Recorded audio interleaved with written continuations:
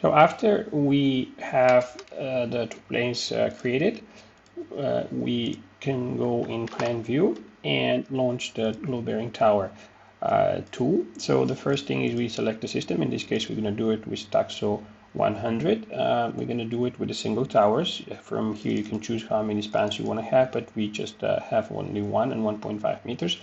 The plywood thickness will make it 21 millimeters. The secondary grid is 200 for H20s. Primary grid is WS10 100. The type, the orientation is frame. The primary grid orientation is parallel to the frame. Because the load is not very high, the slab is very thin, we choose the most economical combination of frames. Phase-based family is good enough for this example. And here the most important thing is to choose wooden wedges at the bottom. The reason we have a drop down menu for that is because we can choose not to have, in case we have like a stepped structure where we can have different extension of the legs without needing of wedges. So the next step is click create, and this is gonna create family.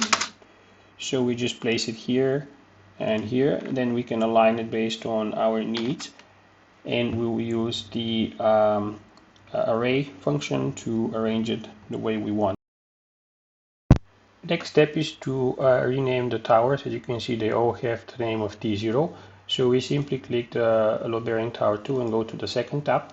Make sure that the prefix is whatever you need and the starting number is 1. So we click the button, select everything, click finish, and we have them renamed.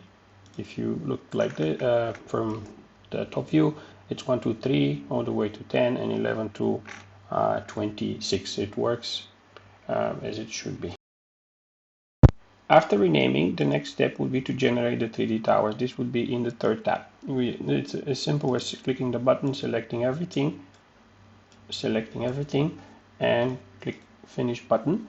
This would take maybe 20 seconds. I will not pause it just to show you the real time that it takes to load them. The time depends on the height of the towers and the number of towers.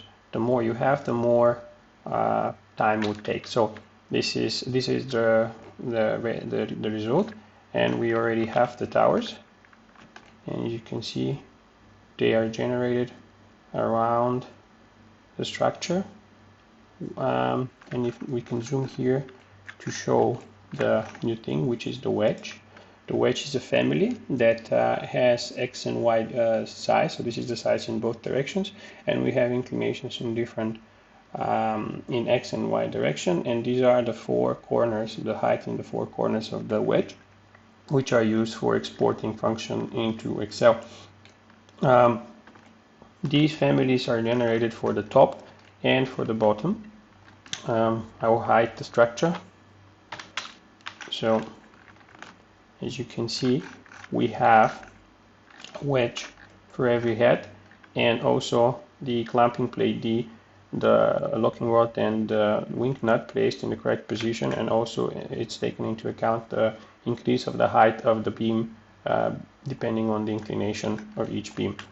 As you can see, every wedge is different depending on where it sits. So this one has inclination of -55 and 4.9, and this one is -55 and 6.6. This one is -1.3 and 7.93, and this one is -1.3 and 10.4. The other new thing is the updated material list. You can find it under schedules and Docker load bearing tower material list. As you can see, we are grouping them by article number, and now we're grouping them by type. This is to show that the family, which is the same wedge, can be shown as a top and as a bottom one.